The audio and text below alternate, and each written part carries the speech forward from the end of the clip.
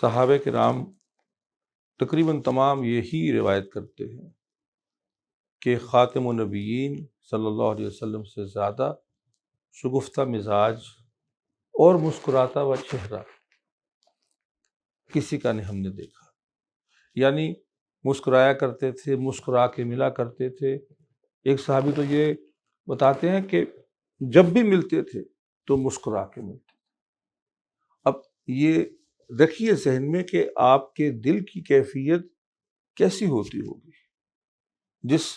مشکل ترین کام، جس عظیم ترین مشن کو وہ لائے تھے، جس کو وہ کر رہے تھے، جس کے لیے 23 سال انتہائی مشکل اور تکلیف دہ جدوجہد انہوں نے کی ہے، وہ سارا کچھ ساتھ چل رہا تھا، لیکن چہرے پہ کوئی ایسی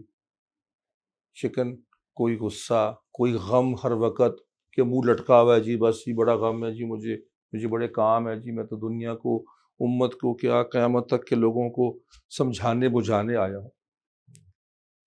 چہرہ مسکراتا، رویہ محبت پیار والا، یہ ہے سنت رسول صلی اللہ علیہ وسلم۔ یہ وہ بات ہے جس کے لیے ہمیں کوشش اور محنت کرنی، کہ چاہے ہمارے والدین ہوں، چاہے ہمارے گھر والے ہوں، چاہے وہ ہمارے رشتہ دار ہوں، چاہے کوئی راہ جاتا ہو، اس کو اس طرح نہیں ملنا کہ جیسے پتہ نہیں کیا غموں کے پہاڑ میں نے اٹھائے ہوئے۔ اپنے اخلاق کو اخلاق نبوی صلی اللہ علیہ وسلم بنائیے، اور اس میں ایک بڑا حصہ یہ ہے کہ میل جول میں چہرے کو تازہ رکھیں، مسکراہٹ کو ہر وقت،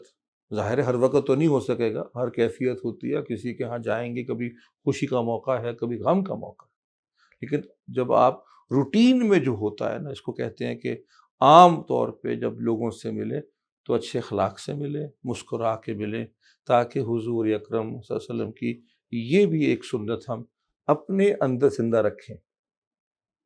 اور وہ زندہ رکھیں گے جب آپ، اور اللہ کرے کہ وہ زندہ ہو اور زندہ رہے، اللہ تعالی ہمیں آپ صلی اللہ علیہ وسلم کی ہر سنت کو زندہ رکھنے کی توفیق نصیب فرمائے۔